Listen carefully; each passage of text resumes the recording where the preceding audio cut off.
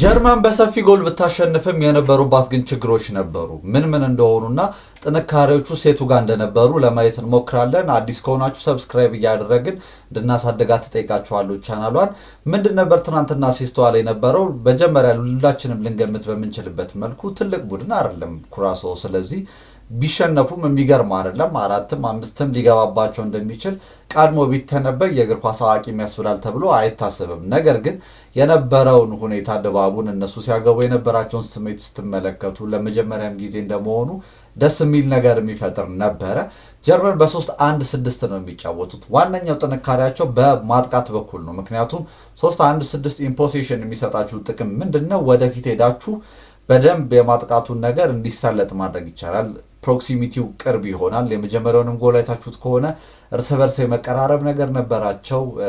ጥሩ ኮምቢኔሽንም ኖሮ አረድ ጎል የተቆጠረው። ይህ ነገር በእጅጉ ሊጠቅም ይችላል። ማጥቃቱን የበለጠ ማክሲማይዝ ለማድረግ እድል የሚሰጥ ነገር ነው። ፊት ለፊት ላይ ያሉትን ተጫዋቾች በቁጥር የበላይነት እንዲወስዱ ያደርጋል።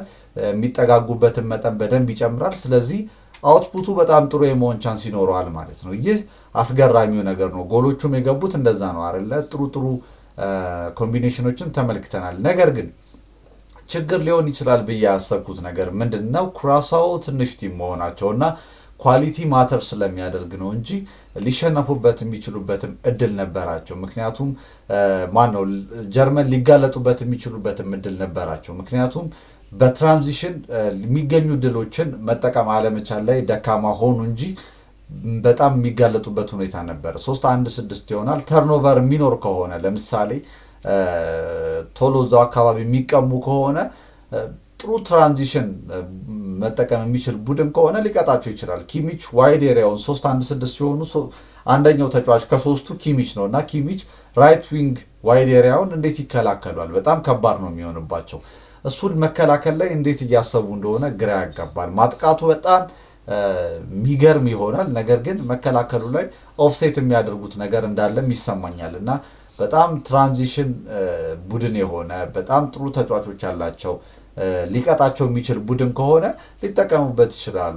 ብዙ ጨዋታዎችም ላይ ተመልክተን እናውቃለን። እንደዚህ ተርኖቨር ሲኖር ወዲያውኑ ኤክስፕሎይት ሊደረጉ የሚችሉ ድሎችን ሌሎች ቲሞች ኳሊቲያቸው ያን ያክል አስገራሚ ባለመሆኑ ምክንያት ብቻ የሚያጡት ይሆናል እንጂ ሊቀጡበት የሚችሉበት መንገድ ነበረ እና ያንን ነገር ትናንትና አስተውለናል። ነገር ግን ቡድኑ ትንሽ ቲም ስለሆነ ያንን ነገር ሳያደርጉ ቀርተው ጀርመን 7 ጎል እንድታገባ ሆኗል። ፍሎሪያን ቨርትዝን በጣም ማክሲማይዝ ያደረገ እያንዳንዳቸው ተጫዋቾች እርስ በርስ የነበራቸው መግባባት በጣም አስገራሚ የነበረበት ሆኖ አልፏል። ከሊቨርፑል በተለየ በደንብ ሻይን አድርጎ የነበረበት ጨዋታ ነው እና እሱን ብቸኛው እንኳን ባይባልም በጥሩ ሁኔታ ራሱን አጉልቶ እንዲያሳይ የሚያስችል አይነት ሁኔታ ውስጥ የምትከቱት ከሆነ ነፃነት በደንብ የሚኖረው ከሆነ እንዴት መደረግ እንደሚችል ከጃቪ አሎንሶ በኋላ ሌላኛው አሰልጣኝ ናግልስማን ይመስለኛል እና በዚህ ደረጃ ልጁን ለመጠቀም እየሞከረ ያለ አሰልጣኝ።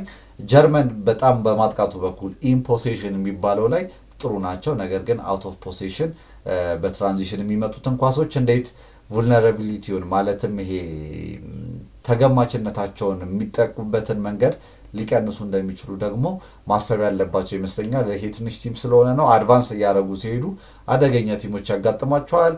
በጣም ፈጣጣን ተጫዋቾች ይኖራሉ።